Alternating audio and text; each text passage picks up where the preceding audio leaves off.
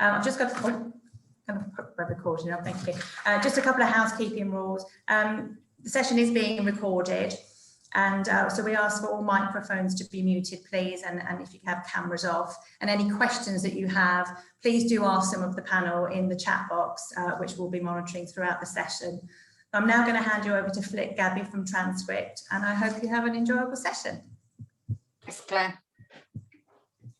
So, welcome everybody, and my first task will be to introduce my panel, and I'm delighted to have three people who have lots of interest in ESG, and we will be going into asking each of them what it means for them initially, and then we do ask you to feel absolutely free to put questions or comments in the chat box. We have a number of things that we may address if you don't feel like directing us, and we will hopefully have a good interactive session.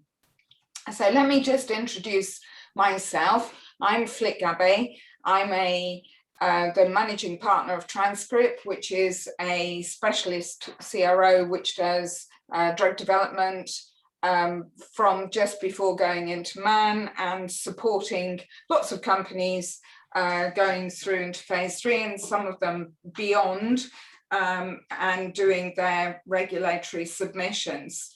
We represent a lot of different companies at one time, which gives us an interesting perspective on both big pharma and biotech. And I have with me Bart Janach from Charles River, who's a scientist in the group who will introduce his background.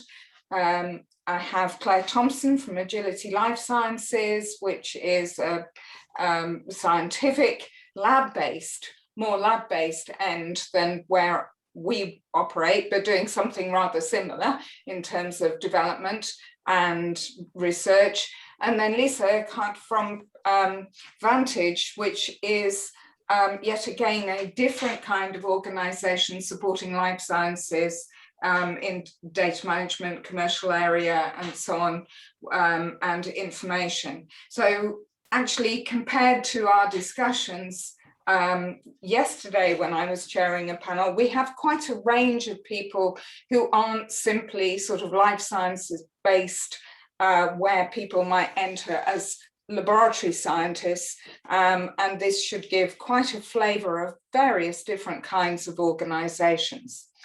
Now, before we dive into ESG, I think the first comment in the header for this session is, what is ESG and why is it important? And as Transcript, we've just been invested in by a social impact fund, which requires us to have ESG KPIs, key performance indicators, to make sure that we do actually conform to what is ESG. So the first thing that we had to do is to really explore what is ESG. And I think sometimes it's quite difficult to dive into what it is. It stands for environmental, social, and governance. But of course, that is an enormous broad range of topics. The reason it was brought in was largely in investment purposes, because companies that invested saw that companies that adhered well to the ESG principles actually did much better than companies that didn't. So it is really important. Obviously, the environmental piece is easy to understand, and for pharma, a huge amount of our environmental stuff is probably more tangible to see, you know, the chemistry side of things and the environment, and not least air travel. But for social impact, clearly we do a lot of things that have social impact, because life sciences by its very nature has an element of social impact. I think one of the things we're going to talk about a lot today, though, is issues around governance, which is really about how we manage the people within our organisation and the things that we do, and how we set those standards. So there are those three elements, and as chairing, I have the benefit of not having to say what ESG means exactly to me, but I am going to ask the panel members to cover that. And I think from the discussions we had before the panel, that would be extremely valuable. So Claire, I'm going to ask you to start, and we'll see how you address this. And if people want to ask questions, if you can put them in the chat box, we'll come back to them after everybody's had a chance to speak. So over to you, Claire. Thanks, Flick. I think this ESG mantra kind of comes off the back of corporate and social responsibility, which for large companies felt like they had to do it, or they had to show that they were doing something. Whereas for me, it's all about deeds and not words. So I run a relatively small company, Agility Life Sciences. So we are an award-winning CDMO consulting and communications company. So we work with tiny biotechs all the way up to multinationals to help them with their science, so turn their ideas into products, with their strategy. There's no point in having a great idea if you can't get any money behind it, and with their storytelling. And storytelling has really come to the fore at the moment, now that the focus of the world is on pharma. So it's great, and I think we should be using this as a time to ensure that we convey the benefits of what we're doing in life science and demystify medicines. But ESG for me really starts with the environment, and giving people an environment in which they can succeed. This is one of our core company values, along with well-being over workload and people and purpose over products and profit. If we don't work well with people, if we don't hire the right people, if we don't create that culture and that community, then we have nothing else. It doesn't matter the products that we develop. It doesn't matter what our profits are doing. If we don't have the people and we don't engage them and empower them, then we have nothing. And in terms of the deeds that that we put around those words, all of the roles that we advertise are full or part-time. The only roles that are on site are those that are in the laboratory, and actually my lab team can work from home if they don't need to be in the lab. So everybody else works remotely, which has been great for the pandemic because we were kind of used to our own four walls as it was. Everyone has 10% of their time to dedicate to a purpose or something that they're passionate about, so to giving back. And every year we donate 2% of our revenues, not profits, our revenues, to the things that we're passionate about. So last year we launched a girls and football teams initiative. So we give £500 grants out to teams around the UK. And as a result of that, we're supporting teams from under 8 all the way up to senior levels. We're about to do that again this year. So I'm a big believer in it's not what you do, it's the way that you do it. To coin Bananarama's old phrase, I'm showing my age now, my 80s dress. But there are a lot of other companies out there that do the scientific things that we do the strategy things that we do, that do the communications things that we do.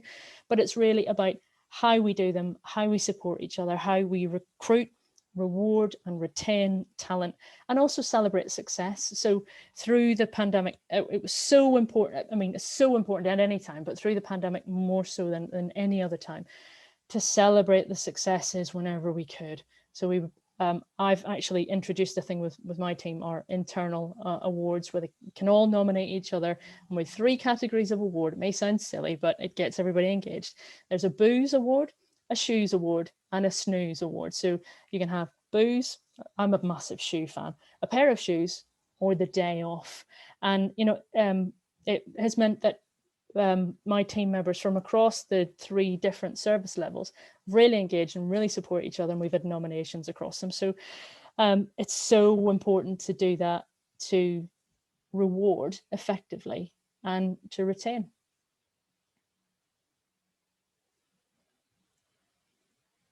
on mute. Thank you. That's very good. I think that summarizes a lot of the people, but we have got essentially on here 4 of us from people-based industries, and they are, it is absolutely critical that we support the people in different ways. So, Bart, what does it mean for you? So for me, ESG kind of means 2 things really, and is the impact a company has on the space it occupies, but also the people. And just to explain that a little bit more, so the physical space that the company occupies, what I mean by that is how conscious the company is about the impact on the environment. And this could be simply from the local environment the building is actually in. So whether it's the offices or the sites or the labs. So for example, here on our site, we have some initiatives that help to reduce our non-recyclable waste that we generate. And we also have sustainability champions that really champion our sustainable initiatives that really help to preserve our local environment. For us here, it's Portishead just off Bristol, and it's a lovely, beautiful area. And I think it's important that if we decide to occupy these spaces, that companies really do look after them. And then the other thing is every company will occupy a space on our planet. And with the current climate crisis, I think it's important that companies recognize the pivotal responsibility that they have towards tackling this crisis. And whether that is committing to reducing CO2 emissions, which is something that we've done, or and doing loads of different initiatives to help to drive different commitments. One of the things we've got here is this multi-collaborative initiative called Green Chemistry, and it's looking to look at how we can make our medicinal chemistry processes more sustainable. And also how can we, for example, got loads of ultra low temperature freezers in our labs, and how to make those, the impact on the environment from those as low as possible.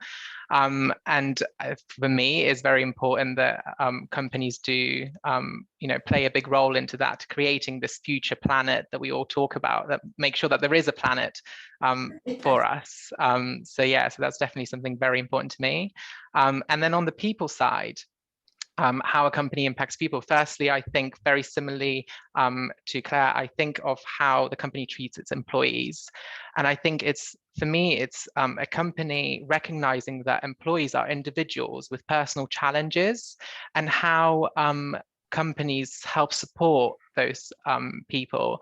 And that could be, for example, with the pandemic, where it's like a global issue, and what policies we've got in place, the company has in place to support with that. But all the way through to personal events, like for example, a loss of a loved one, which will be very impactful, and how a company can really help with that as well. And to me, that really shows that a company values its employees and sees them as a real asset, and doesn't just provide a wage, but actually helps to support with stuff that happens outside of the 9 to 5, as it does for a lot of us. And then on more towards the impact it has on the society as well, and that comes under the people for me as well. It's again what there's this whole thing about, we're all global citizens, and we need to really make sure that we do what we can to help everyone. And I think whether these are people employed within the company or not employed by the company, but what is the company actively doing to help those around the world? And finally, for me, this kind of merges the two, the people and the environment, but I identify as LGBT+, and it is very important for me about the active work that a company does to empower all employees, but specifically employees that have been disadvantaged and are disadvantaged within society, or historically have been disadvantaged, and to empower and uplift those so that they have an equal playing field with everyone in the company. It can achieve their full potential, and that is empowering them to be their full authentic self, not having to hide who they are, being able to bring the whole selves to work, and also educating all employees on the issues that our colleagues face because of their identities. And also driving cultural change within the workplace to ensure very inclusive, diverse and equal opportunities workplace. And so one thing that I've been involved with heavily within my company, so I've only started 2 years ago, but I got involved with a pilot of employee resource groups. And I co-founded a UK chapter for LGBT plus employees at CRL. And through this ERG, we really aim to kind of involve all employees and LGBT plus employees and allies in particular to ensure that we have a better and more inclusive environment for our LGBT plus colleagues. And I think these employee resource groups are very great at this because they really do put the power in employees' hands. But again, I think it's important that, you know, they also get the support they need from management, directors, and have the sponsorship necessary to make sure that these employee resource groups thrive and that employees are being seen and heard. And I think this can be very fundamental when you are part of a group, or you have an identity that you have felt maybe that you were disadvantaged in previously. So thanks, Bart. Very helpful, and lots of things I think people would identify with when we go into the discussion. So Lisa, would you like to tell us what it means for you? Tricky going last because a lot of things have been said. But for me, one of the important things is it's both environment. For me, though, it tends to be less global, but more local. So what we try to do is my office is we're based in London, but we're based on the edge of the city. We also happen to be in Tower Hamlets, which is one of the most deprived boroughs in the whole of London. So one of the things we try to do is we try and procure as much of the services that the company needs locally. So we try and support local businesses and local people so we can actually put back into the local economy. The other thing is, obviously, the big thing for me is the social element, but we haven't got onto it yet, but it's quite a tricky one to define and measure, but maybe we can discuss that later. But obviously it revolves around people.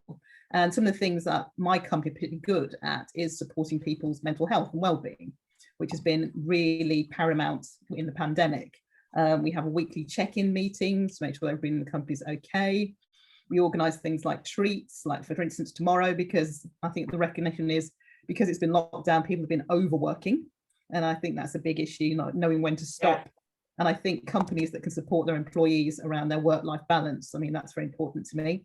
So tomorrow we will get 1 o'clock off, you know, anybody that isn't business critical can get, as of tomorrow, you get to go home at 1 o'clock, or we're all at home, aren't we? We'll get to go to another part of your home at 1 o'clock. The other thing is supporting things like when employees do actually want to make a difference of their own.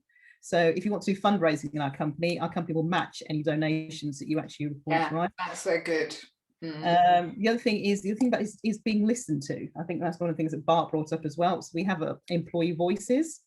I think one of the most interesting, more powerful things we've done recently was after the Sarah Everard case. We actually met as a group of men and women, and we discussed basic strategies that sometimes women employ when they're alone at night. And it was quite interesting because a lot of men in our company didn't understand that. And so we've opened up a forum where people can anonymously post their experiences and also just their thoughts. So if you're a man as well, you can contribute by saying, I didn't realize that, you know, if I'm walking on the street, why women might cross the road when I'm there. So it's those sort of things, giving employees voices. In terms of other sort of more practical things, we have very good and flexible working. Most of my team works part-time. That's because some of them have children, but then I also try and look after be child-free amongst my team. So there's no sort of discrimination between the two. The other thing is like offering benefits to people pretty much as soon as they start as well. So that means that younger people, employees, feel that they're part of the company. So you get your pension straight away. You can apply for the healthcare. So it's that being included straight from the get-go, which is some of the important things. And obviously, a big thing for me is diversity. And that, I think, while it's a social thing, I think that's very much a governance thing. And hopefully when we get to the discussion, we'll be talking about how, while all of these things may be great because we want them, if we aren't seeing them being modelled and sort of enforced by the senior management team, then it's all very good to have it on your website. But if you're not walking the talk, then it's pretty much useless. And that's it. Thanks, Lisa. So I think there's some very interesting things that came out of that. And I think one of the issues that we've found is that many of the flexible things that we had in before we went into lockdown have had to be changed, because face-to-face meetings with individuals where you would address some of the people things suddenly become online. But then there's also huge opportunities online to bring the whole teams together. And I think one of the things that I would quite like to explore is the sorts of things that you have done that have been as a result of lockdown or things, or being able to address lockdown. I think there's a strong feeling in our organisation that actually, funnily enough, we were so worried about people during lockdown being on their own, not having the contact with each other and so on, that actually we've had a lot more Teams meetings with groups, and we've got to know each other actually often a lot better, because like you're seeing behind me here, you often see into people's houses. So I think that might be something that you could impact. Another thing that happened to us was, obviously we didn't go to JP Morgan, which in yes, quite, for all sorts of reasons it's a good thing, but and saving all the airfares to go to San Francisco meant that our carbon footprint was completely different. And in fact, what we did was we said, meet with me and we'll plant a tree. So for every one of the meetings we had online during JP Morgan week, we planted 89 trees through a tree planting charity, which was kind of fun, and people engaged with it and enjoyed it. So what I'd like to hear is, what sorts of things did you, how did that impact you, and will it change the way in which you operate in the future, having to do all this stuff through during lockdown? So maybe Claire, do you want to go again? Yeah, absolutely. And I'm going to scribble down some of those initiatives. I love that. Meet with me and we'll plant a tree. That's fantastic.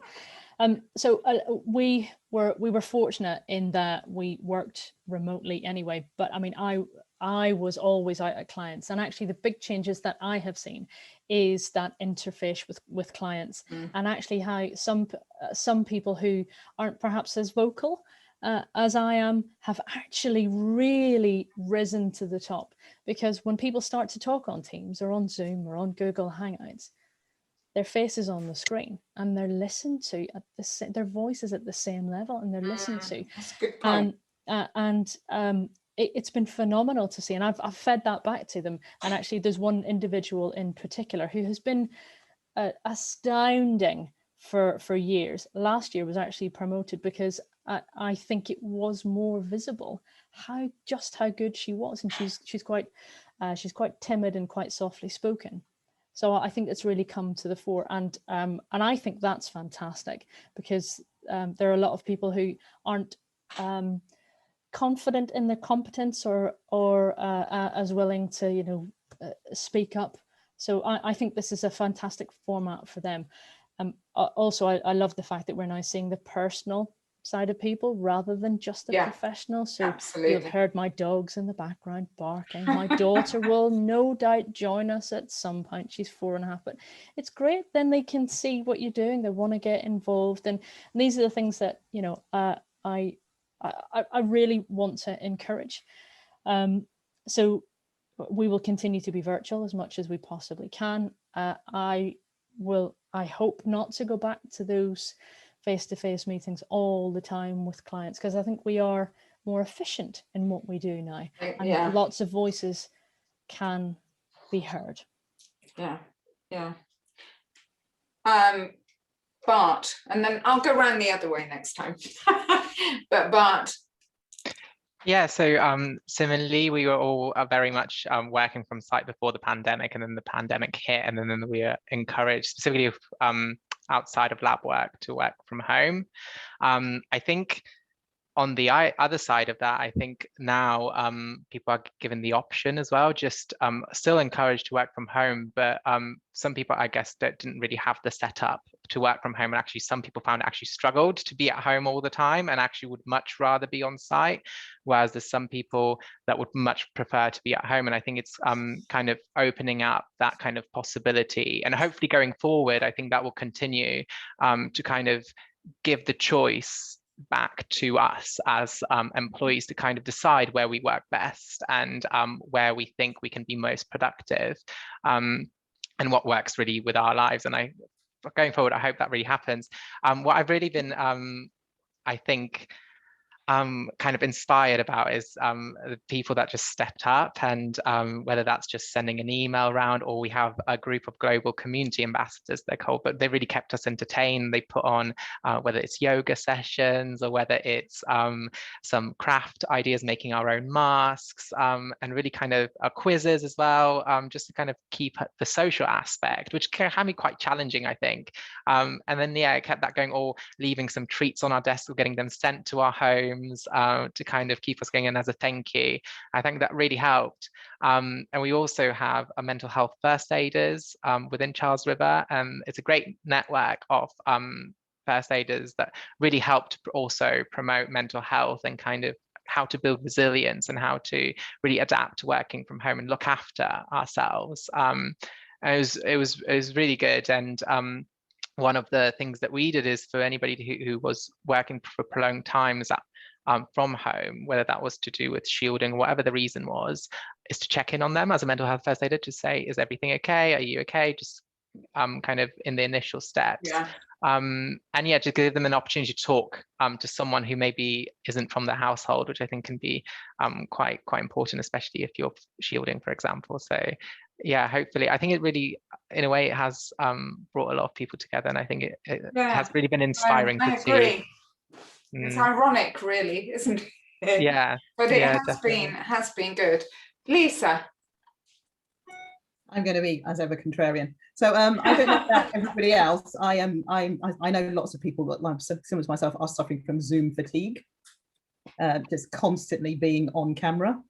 And I think because I've now allowed with my team, if they don't want to be on camera, they don't have the camera on. I trust them not to be kind of sort of like, watching Netflix or compiling shopping lists, because it can be exhausting, particularly if you've got back-to-back meetings, just staring at yourself for long periods of time. So I encourage people, if you can trust your employees, to have the either camera off or camera on. The other thing about, I was talking about mental health first aiders, but one of the things I thought was perhaps something we could have done better is maybe find another company to partner with. So you could have first aiders that weren't actually connected to your company, just in case people didn't want to share their mental health issues with somebody that they worked with. And I think because people are quite paranoid, especially with the job market the way it is in terms of losing their jobs. So why some people have embraced this and opened up about their mental health, I think some of the people have shut down and are so concerned about losing their jobs or holding on to their jobs because of job insecurity that they aren't talking. So yes, we do also check in, but I'm also very conscious of people that perhaps might not. So if I know somebody that knows somebody better that I haven't seen in a while or heard from, I'll ask them to check in on them. But as a friend, rather opposed as a mental health first aider. But yeah, we've also done things like treats. I think I respond better to treats than quizzes. But yeah, but I think it's fine. I think it's having a range of tools in your armory, because I said you're not going to hit everybody with everything you do. I mean, the idea of wobbling around in my living room doing online yoga, cat jumping all over me, not so much. But I'm more than happy. And you will see my cat's bottom at some point. In the next 30 minutes, I'm sure. I've actually been, sorry, Flick, just to respond to that, I've been quite open with my teams when I've been struggling as well. We all go up and down that stress curve, and we try and flatten each other's stress curve quite regularly. But I'm open with my team. Like I'm just struggling today. I'm not having a great time of it. So that they feel that they can do that as well. And I think as leaders, we should be doing that. Mm. Yes. We just we did just have a well-being coach who happens to be my daughter, actually, who came and did a session with us about how to sort of, when you're really stressed out, how to just think of something nice and not where you happen to be right now. And I thought it was quite, I think it's quite important, that piece that you said about sharing when you're not feeling too good, because it allows other people to share the same sense. And I think that's a very big part of looking after the people in your organization. And sometimes it's very hard to give people the time off that you want when you think they need it, because actually they need it most when the business is most stretched, which is in the time usually when you can least give it. And so that's a huge balance that one has to work to, but it's very important to think those things through. I was going to raise another element. I think all of you spoke about doing things in terms of charity, and actually that has been one of the things that in lockdown, we've done lots of quizzes, we've done lots of sending out sort of half bottles of champagne to celebrate things and stuff like that. And our person who's responsible for all of that has been brilliant. But there have been things that we would normally do, like some of the charity things where we'd get together as groups to work for a day in somebody's garden, or we have near Reading, there's a garden that supports people who have mental health problems, and we go there as a group to do a day's gardening. We've not been able to do any of that. How have you got around that sort of thing? Because that is very much a group thing. And I think maybe start with Lisa. You've mentioned doing things in Tower Hamlets. How have you managed to get around that sort of issue in lockdown? Well, we haven't, because obviously nobody's been able to go to the office, but we have done things like we did a steps challenge, which was also about getting people out of from the kitchen table wherever they work.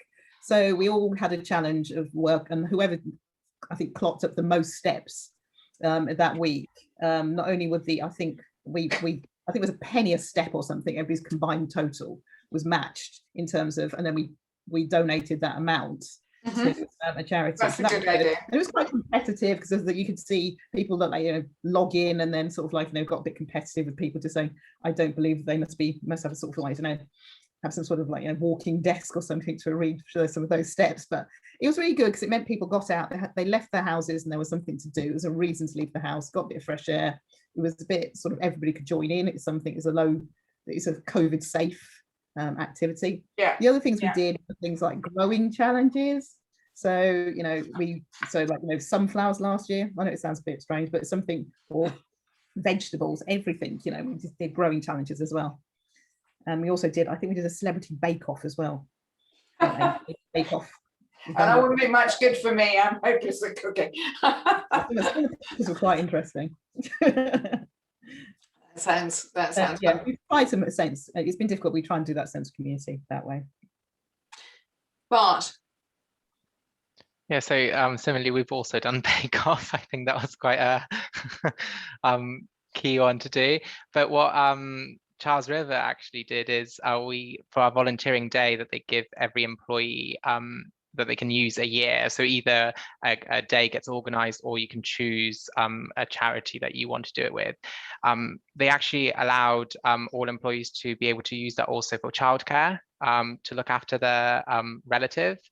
So also to kind of support with that, as with schools being closed and stuff, and kind of just recognizing that again, there's other personal challenges that everybody kind of has.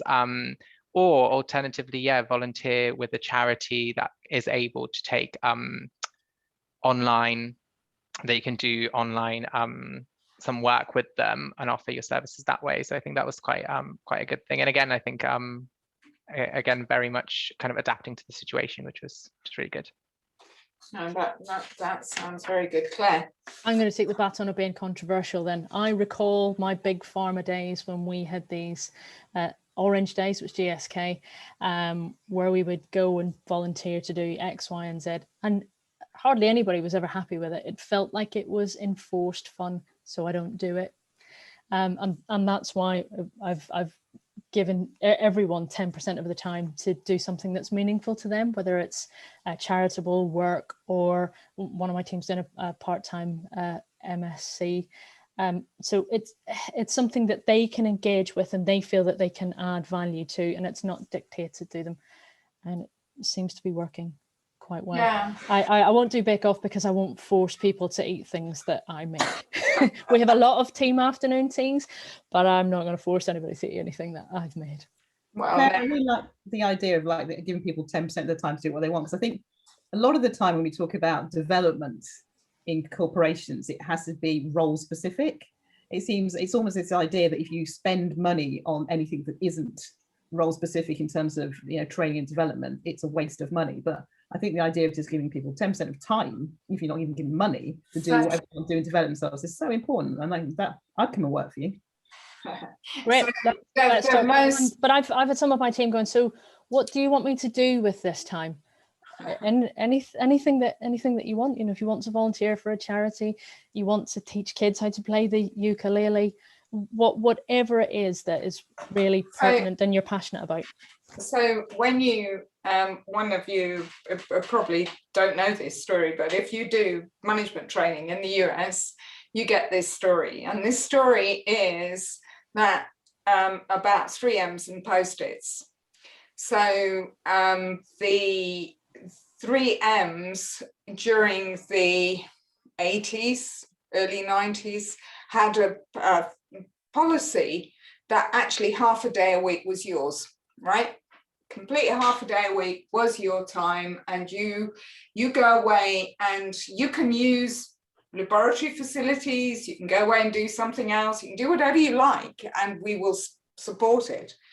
So one of the people in 3Ms wanted to make some glue that he could put on his hymn book with a piece of paper, in order so that when he was taking a service as a lay preacher, he could find the hymns and the places in the Bible that he wanted to turn to quickly.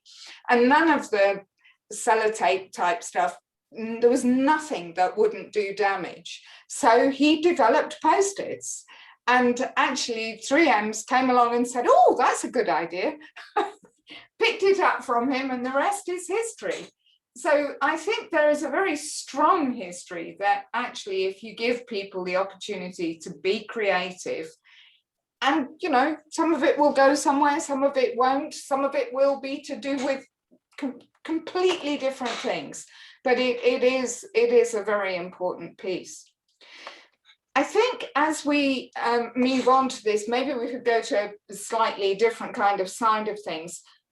I wonder if we looked at the life sciences sector as a whole globally, what sort of things, if you had a wish list that the life sciences sector should be doing globally to improve its ESG image? And I think that might be quite an interesting thing. And I suspect, Lisa, you, as with a bit of a journalist background, you know, pharma and life sciences doesn't have such a good image. And part of that, I mean, even in this discussion here, we've said, oh, you know, big pharma just pays lip service and so on. But actually, I think it does try. I think that's a little bit perhaps unfair on big pharma. I think quite a few of us got very good training from big pharma, in spite of the fact that actually, even at that time, ESG was probably only paid lip service to, and the world was a very different place, certainly when I trained, but I don't know about now. For me, how to big pharma and ESG, for me, a lot of it is a big thing for me is diversity. It's actually impacts on people's lives. So a big thing that I've always had a big bugbear about, one of the things I've spoken a lot about, is clinical trials inclusion. We still get to the point where drugs are launched with, you know, pretty similar ethnic profiles, and we get to the point we discover that drugs don't actually work. So for instance, hypertension drugs, we have two of the most common hypertension drugs. We got ACE inhibitors, and we've also got, I think, ramipril, and if you have high blood pressure, amlodipine are the two biggest drugs most people prescribed in the UK. Ramipril has a better profile in terms of protecting your kidneys. Black and Asian people tend to be more disproportionately represented when it comes to hypertension. Unfortunately, ramipril does not work as well in controlling their blood pressure. And amlodipine, which has isn't slightly effective, is the one that's mainly prescribed and has worse side effects. So I think that is an issue where we didn't have, again, enough representation. Same with prostate cancer. Black men disproportionately suffer from prostate cancer. In terms of clinical trials, they make up about 2% of clinical trialists. So it's huge because it is actually impacting on people's lives. And so we are seeing a bit more. I mean, obviously the Black Lives Matter and George Floyd cast a huge light over health inequalities. It spilled over to that. But the fact we've actually had to wait till 2020 for this to become an issue, and pharma companies to suddenly start thinking about how they recruit, has been, I think, way too slow. But interesting, the pandemic has that has also helped things in terms of like people doing more remote trials, which means it's more accessible to communities that perhaps couldn't afford to actually drive to clinical trials. The remote monitoring of clinical trials means that they can be more accessible. So for me, it's that. The environmental, I'm not sure if we think about the environmental impact of pharma. What happens to all the blister packs that we use? No, there's no thoughts about recycling. If you think about it, there must be millions of those used, but we don't have anything about like that impact. Even recycling old drugs. I mean, I don't know if anybody's actually had a course of drugs that you don't finish. It's very few places will actually take your drugs back. So they end up in landfill, they end up being flushed down toilets, they end up back in the environment. So I think there is even on that fundamental level of what happens to the products, yet alone how we even produce the products, is something that pharma could be looking at as well. And I think that's very good. I certainly, in terms of clinical trials, of course, there's a huge amount of stuff going on, and pregnant women are actually even worse in terms of exclusion from clinical trials than any of our other disciplines. And of course, still 80% of medicines in children have not been researched.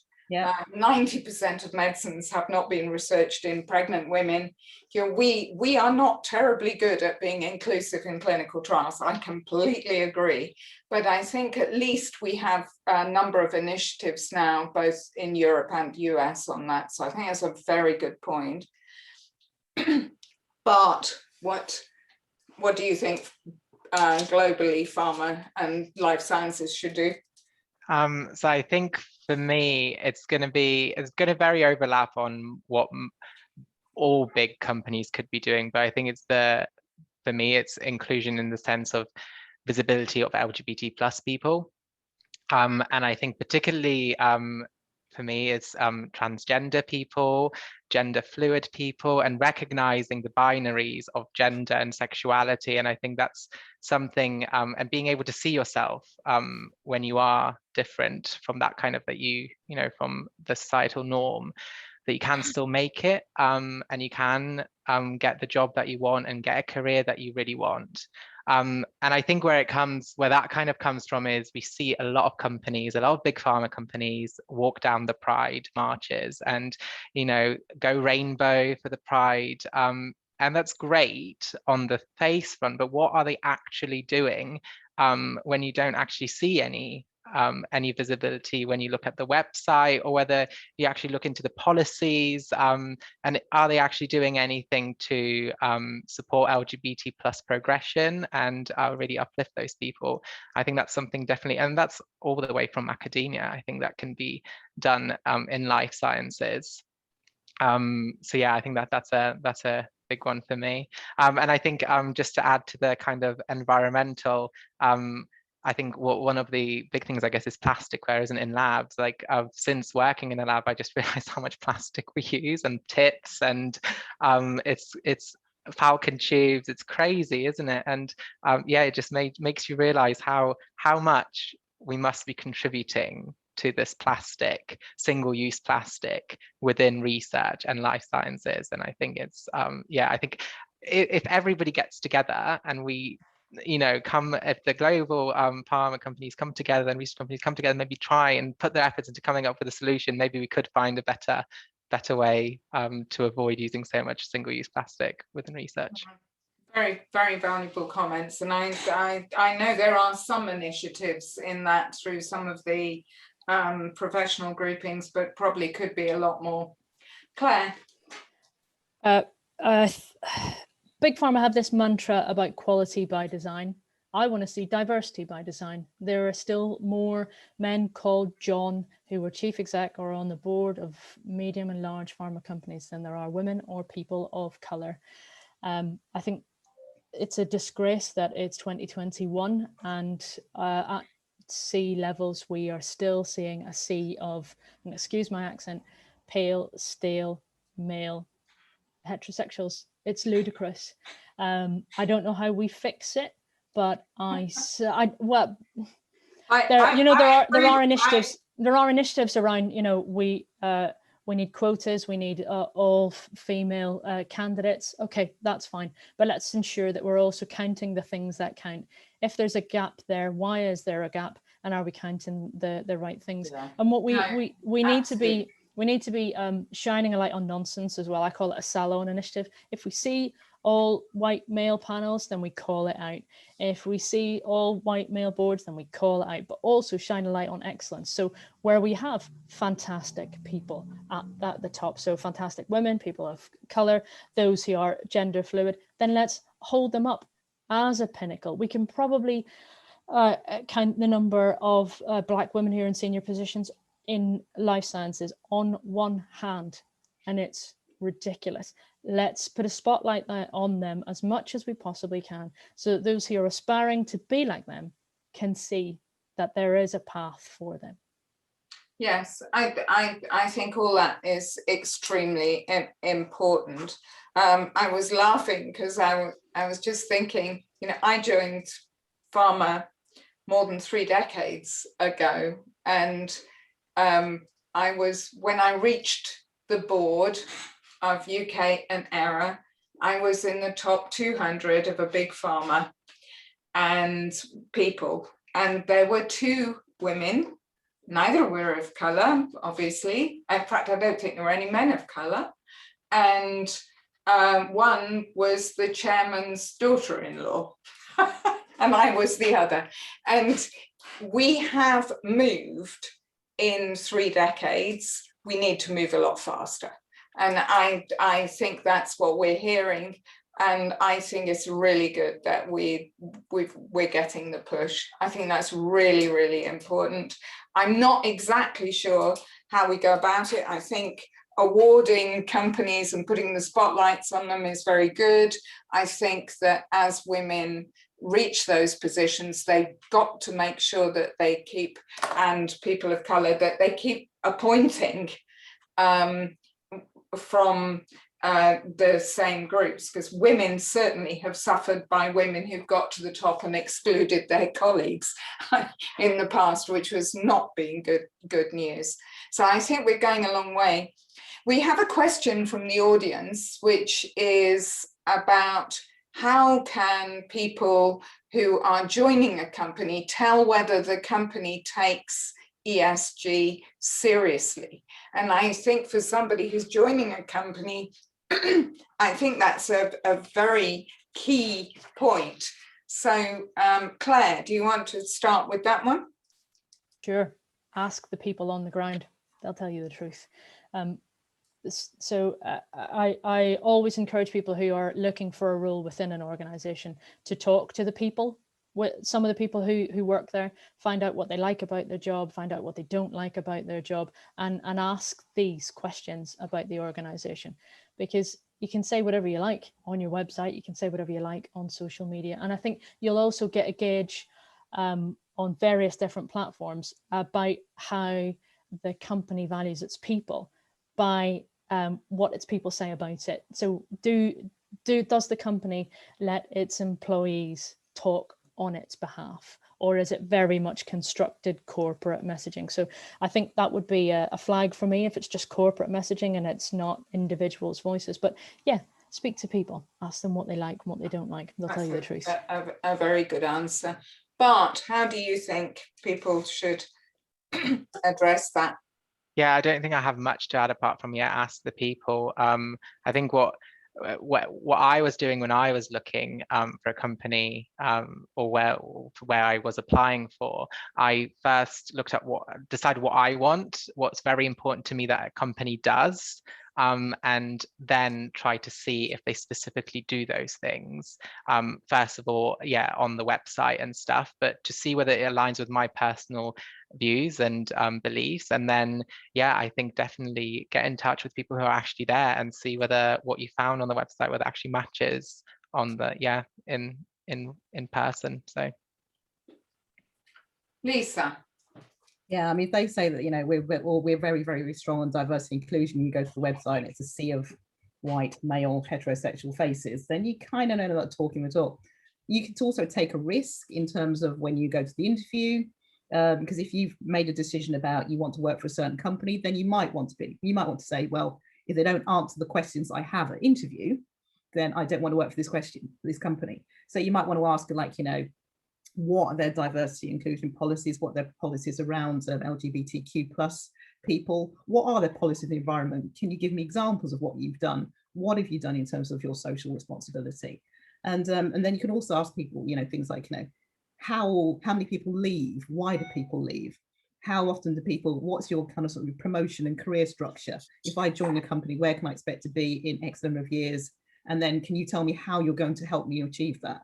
And they should be able to have answers to that. If they don't, then maybe it's not a place you can work for. And if you're worried about them thinking you're going to be a problem, then you maybe should be working for them. They should, if they are a good company that takes ESG seriously, they should have answers for you, and they should be very interested in the fact that you're interested in what they've actually put out in public. And I think that I just echo that. It's an absolutely brilliant point of asking, how are you going to help me to achieve my aspirations? Because lots of people forget that leadership is actually a service, and they need to provide that to the people who are around them. And it's not about being all powerful and having a platform and making decisions. No, it's a service. Yeah. And that's a very old-fashioned way of looking at management and leadership, isn't it? The thing, modern leadership is all about empowerment and growing people. And if you don't do that, that is very much what the ESG thing is about. And clearly, if you don't do that, you're not as successful an organization. I think the difficulty that Marina has raised, the difficulty is that in a lot of big pharmas, of course, you don't see that there are no, or big CROs or places like that where people might start.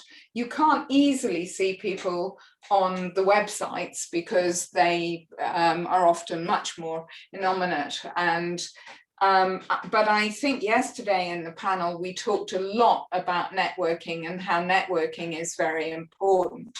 And I think here, use your LinkedIn network, use your networks coming to things like One Nucleus. If you're coming from an academic perspective, go and talk to the people in the universities who know about those companies. There's an awful lot you can find out by networking around and introducing yourself to people who may know what's actually going on within the organization. And I think networking is really, really important issue in actually doing that. And I do think what Lisa said about if you arrive at an interview and the organizers do not offer you to go and meet some of the other people and you're simply interviewed by one person, then I think it is something that probably makes a statement that you're not being interviewed to fit in with everybody else. You're just simply being interviewed for your skill set. And I think that often is a bit of a signal. Go and ask to meet other people in the organization. In terms of company, telling when a company takes serious, I mean, Flick, you said that it's very hard to see from websites, because, you know, with huge organizations. But surely if an organization is taking these things seriously, that's where it is about leadership, and it should come from the top down. So there should be some evidence, even if you go to the website, of at least what they're trying to say. Oh yes, absolutely. And but I think just verifying that for yourself, Yeah. it's always nice to talk to somebody. I think that I think the other thing that we talked about in the rehearsal for this is just to try to understand what the retention rates are. And certainly for big CROs and so on, they do publish their retention rates because they are intended as to be able to say we have good retention rates. And I think you can often find information about that sort of thing by looking at, because it's a question a lot of their clients ask. So there are lots of places that you can find information about that sort of thing. But I think, Claire, you made the point that it's not always about recruitment in equity and diversity. It is about retention. Yeah. Yeah, absolutely. And I think, Lisa, you'd made a previous point about if you join an organization and you then don't see that the things that they say they do, they're not putting deeds against the words, then you don't then see a pathway for yourself, and that's where people will then go, no, I'm not staying for very long. So yeah, recruitment is a key piece. You know, you've got to get the right people in, but you've got to make sure that they stay as well. Yeah. So that not only can they see a pathway for themselves, but they've got that supportive environment, infrastructure. They are adding value to your organization. They have to feel valued in return. Yeah, and I think that quite a lot of what you said is about making sure that the company has some sense of engagement with their workforce, or whatever their workforce. And I actually think that should apply to people who are on part-time contracts or subcontractors. I believe that you should engage and make inclusive the whole workforce.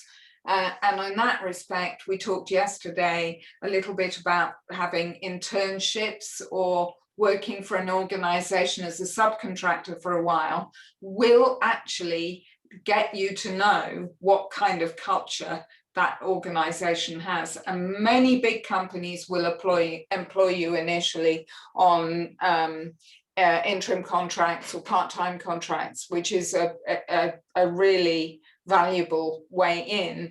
And it also lets you know whether actually I'll give that one a miss. As long as they're paid internships. Exactly. And they're not asking you to work for free. Properly paid internships as well. It's not even just paying people a fraction of the actual salary. That is so exclusionary, particularly to people on lower incomes. I mean, I despaired the amount of time I spent at the Financial Times watching so-and-so's son or daughter swan through during the summer, knowing, you know, black and working class journalists that just could not afford to just, you know, work for nothing for six weeks, or work for a fraction of the money for 6 weeks as well. I think it's different if you do a very short-term work experience, and you have to separate. You really have to separate the two. Okay, we're coming to an end. We've covered a huge range of different approaches from sort of conventional environmental things, from looking after people, from actually making sure that we can contribute to society as a whole, and all the various interactions and the impact of COVID.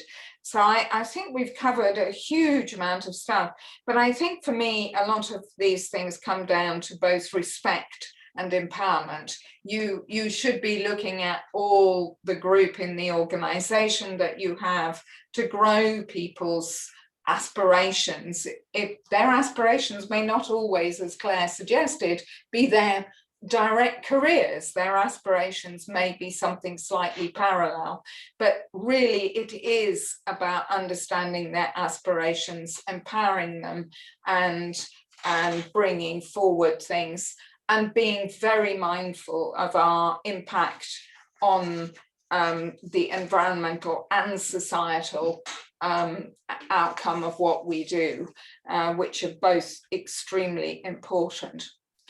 So I'd just like to thank all the panelists for a very good discussion.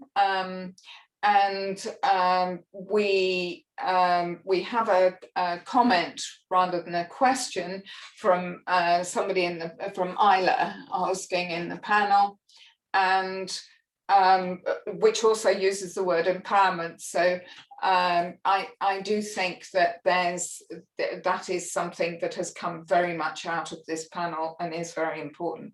So thank you all very much. Thank you, Isla, for your comment. And I think over to you, Claire. It is 16:30 on the dot.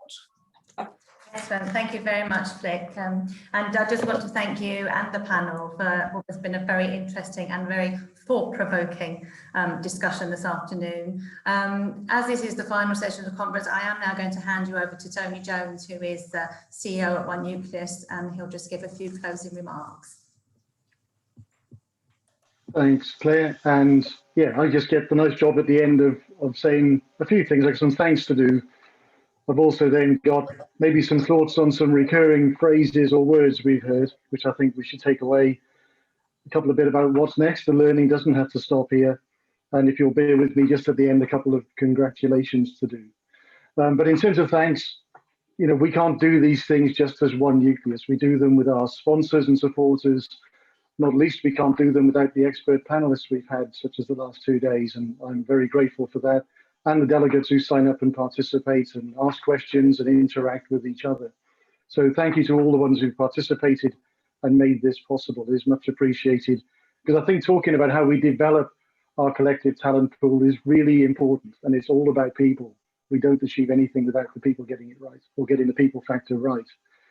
There's been some really positive conversations and recurring themes about support and choice and opportunity and mentoring and the lifelong learning that we've gone through, and how to be adaptable. And we certainly all have to do that to some degree over the last year or so, and lots of positivity looking forward. There's a couple of phrases I didn't expect to hear, I guess, come up. From just now, we heard the phrase, to take a phrase from Bananarama. I guess I wasn't quite expecting that one to arrive on the screen. And yesterday, for someone to say, I'm sorry, my dogs are just giving the next door's cat some mentoring, was equally one I wasn't quite expecting to come up. But I think it reminded me that we are all human beings. And actually, one of the things that I thought was some of the best advice that's come out repeatedly when people are choosing their career steps or how they enable other people's careers has been that it has to be fun. There's just to be passion and fun behind it, because that takes you an awful long way to aligning career fulfillment with your life goals. So those are things that I'm taking away. We've got lots of things we could talk for a long time about. You may have noticed I like to talk, so I guess I will come back and talk again. But I think for us, what's next, then we'll continue. One Nucleus doesn't want the conversation to stop here. So next month, we'll have a My Question Is lunch session, which breaks people into smaller groups for those discussions. And we're going to dedicate it to following up on some of the questions and comments raised through these 2 days, just to see how we can, like I say, collectively make progress. So that's coming up on the One Nucleus website. One of the joys of digital conferences is the fact that they're relatively easy to record and make that content available as a legacy. So there's a number of sessions around the industry insights that people can go to learn more. These sessions will be available on the app for 4 weeks for all delegates, and then they'll go up on the website for the wider community and ecosystem we operate in. So I think lots of times conversations can't be a point in time. We need to come back to them, and we need to remind ourselves what we thought the point of that insight, or why we're being asked to do things differently, and what some of the benefits are or challenges, and how to address them and learn. So those are the things that will carry on. We have the formal One Nucleus training courses, and I would encourage people to keep connecting. You know, those who aren't on the LinkedIn group, for instance, for One Nucleus, we've heard how people can learn a lot about the industry and what other companies or individuals are doing, join the LinkedIn group. You can connect with our One Nucleus crowd there. So lots of things to look forward to. Just on a couple of congratulations side. First of all, none of this happens. I say lots of things. It takes lots of people to make things happen. For me, the One Nucleus team always enable me to come and do these closing remarks, having done a professional and smooth job and gone the extra mile. So thank you to them, and congratulations in particular, I think, to Jasmine in the team, who we onboarded during the pandemic. So she's only met some of us briefly, if some of us at all.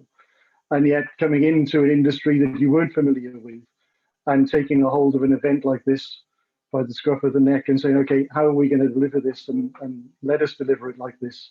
I congratulate Jazz on the progress made.